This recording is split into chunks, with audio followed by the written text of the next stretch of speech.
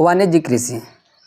हम लोग पिछले क्लास में कृषि पढ़ रहे थे और कृषि को मुख्यतः दो भाग में बांटा गया था, एक निर्वाह कृषि और एक वाणिज्यिक कृषि। पिछले क्लास में हम लोग पढ़ चुके हैं निर्वाह कृषि के बारे में। आज इसमें हम लोग समझने वाले हैं वाणिज्यिक कृषि। देखिए वाणिज्यिक कृषि क्या होता है।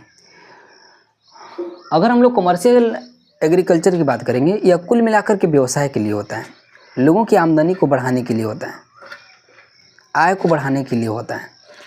अगर हम लोग बात करते हैं वाणिज्यिक कृषि, तो वाणिज्यिक कृषि मुख्यतः 3 वर्ग में बांटा गया है। जो व्यापारिक कृषि होती है, व्यापार के लिए जो खेती बाड़ी होता है, वो उसको मुख्यतः 3 भाग में बांटते हैं, जिसका पहला नाम है वाणिज्यिक अनाज कृषि, दूसरा मिश्रित कृषि और तीसरा रोपण कृषि। देखेंगे वाणिज्यिक अनाज कृषि। वाणिज्यिक अनाज कृषि हम वैसे कृषि को कहते हैं जिसका उद्देश्य सिर्फ पैसा कमाना है, जिसका उद्देश्य सिर्फ पैसा कमाना है।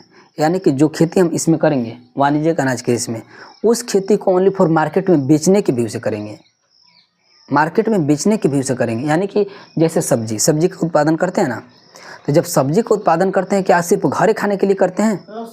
उसको बेचने के लिए करते हैं। अगर हम लोग सब्जी का उत्पादन करेंगे, उसको बेचेंगे, तो उससे आमदनी बढ़ेगी। और जानबे करते हो कि सब्जी का रेट कितना मार्केट में है, बहुत ज़्यादा रेट है।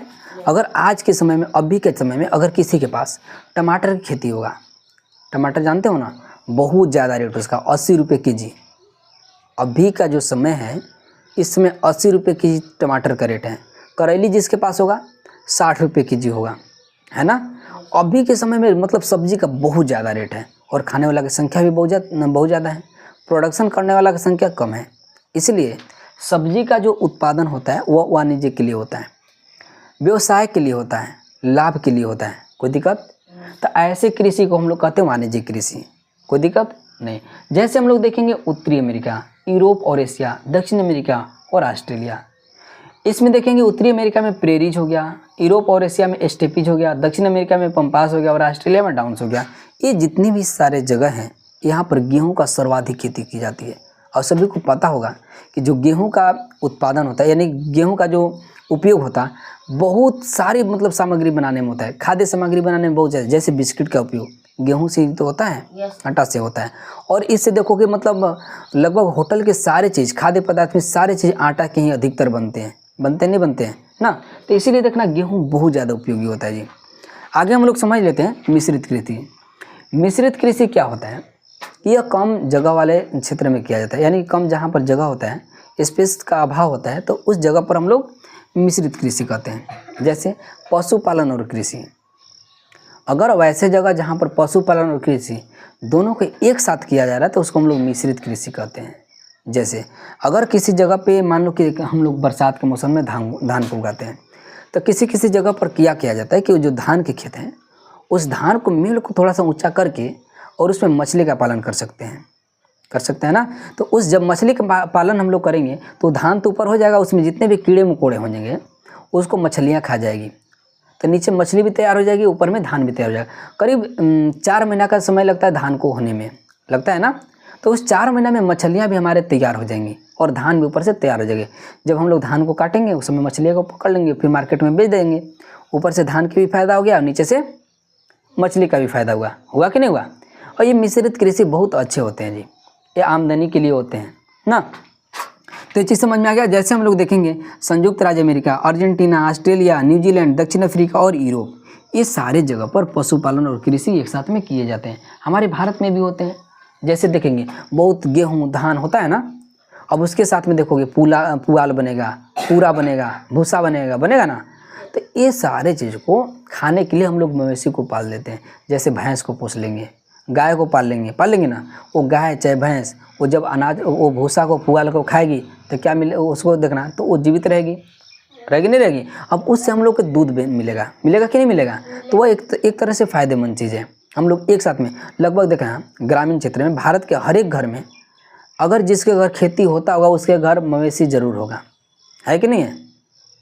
अच्छा बताओ, जो पुआल है और जो घास है, ये सारी चीज़ खाएगा कौन? पे खाने के लिए कुछ चाहिए ना। अनाज तो हम लोग खा लेंगे, बेच लेंगे, लेकिन उसको खाने के लिए चाहिए। हम लोग गाय को पाल लेते हैं।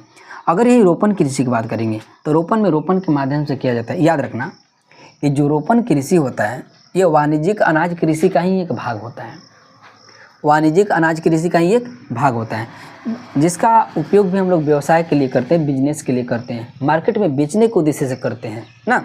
तो अगर इसमें देखेंगे तो मुख्यतः चाय हो गया, कॉफ़ी हो गया, गन्ना, रबर, केला, कपास, मसाला, कहवा, कोकोआ और नारियल, ये प्रमुख रोपण कृषि हैं जिनका उपयोग ओनली फॉर मार्केट में बेचने के उद्देश्य से किया जाता है। अगर हम लोग भारत में देखेंगे तो असम हो गया, दार्जिलिंग, पश्चिम बंगाल और तमिलनाडु, ये प्रमुख जो जगह है ये चाय उत्पादन के लिए बहुत ज़्यादा फेमस है। यहाँ पर सर्वाधिक चाय भारत में की जाती है उत्पादन। अगर केरल को देखेंगे जी तो भारत में सबसे सर्वाधिक जो केरल होता है वो नारियल होता है, वो कि केरल में होता है, सर्वाधिक नारियल केरल में होता है। अगर कहवा उत्पादक में देखेंगे तो भारत में सर्वाधिक जो कहवा का उत्पादन होता है भारत के कर्नाटक राज्य में होता है। ठीक है, यहाँ तक समझ में आ गया होगा। अगर हम लोग देखेंगे पूरी दुनिया में सबसे अधिक रबर का खेती किस देश में होता है, तो आंसर है थाईलैंड। अगर पूरी दुनिया में केला खेती सर्वाधिक होता है तो अपना देश है भारत। पूरी दुनिया में कपास की खेती देखेंगे सबसे सर्वाधिक तो है भारत। अगर पूरे विश्व में मसाला खेती देखेंगे तो है भारत। याद रखना, यही कपास और मसाला है ना। कपास के आज जो कपड़ा बनता है, सूती कपड़ा, बहुत महंगे रेट में जाते हैं नहीं जाते हैं। और जो अंग्रेज थे इसी के तलाश में भारत आ गए थे मसाला के चक्कर में। इसका गंध वहाँ तक पहुँच गया था, ब्रिटेन तक पहुँचा था, नहीं पहुँचा था। अब देखो इस मसाला और कपास के चक्कर में बेचारे अंग्रेज हमारे भारत आ गए, आए कि नहीं आए। और ऐसा इसका लत लगा कि बेचारे लोग यहाँ कंपनी का स्थापना कर दे। भाई कपास वहाँ क्या ले जाना, यहीं कपड़ा बनाओ, यहीं बेचो, यहाँ मार्केट है ना, वहाँ ले जाओगे, गाड़ी भाड़ा सारा चीज़ खर्चा होगा कि नहीं होगा, जहाज खर्चा होगा, लेबर में लदवाना, वहाँ उतरवाना, फिर वहाँ चढ़ाना, टैक्स, ये हेन तेन, बहुत ज़्यादा समस्या। उन लोग क्या सोचा कि चल भाई फैक्ट्री लगा लेते हैं भारत में।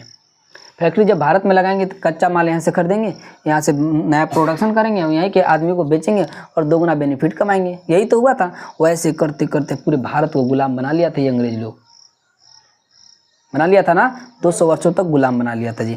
अब बताओ इतना दिन तक गुलाम बनाने के बाद बहुत मुश्किल से हमारा देश आज़ाद हुआ ना, तो ये मसाला और कपास की वजह से, इसीलिए हमारे भारत को सोने की चिड़िया कहा जाता था इसलिए। और यहाँ के लोग भी बहुत सीधे सपाटे उस समय हुआ करते थे ना। अगर नारियल को देखेंगे पूरी दुनिया में सबसे अधिक कहाँ होता है, तो इंडोनेशिया नामक देश में होता है जी। इंडोनेशिया में लगभग ये एक द्वीप समूह है, इंडोनेशिया द्वीप समूह है, इस पर 13,000 द्वीप है। ये सब भूगोल में हम लोग पढ़ चुके हैं। तो आई होप कि ये सारे चीज़ें अच्छा लगा होगा।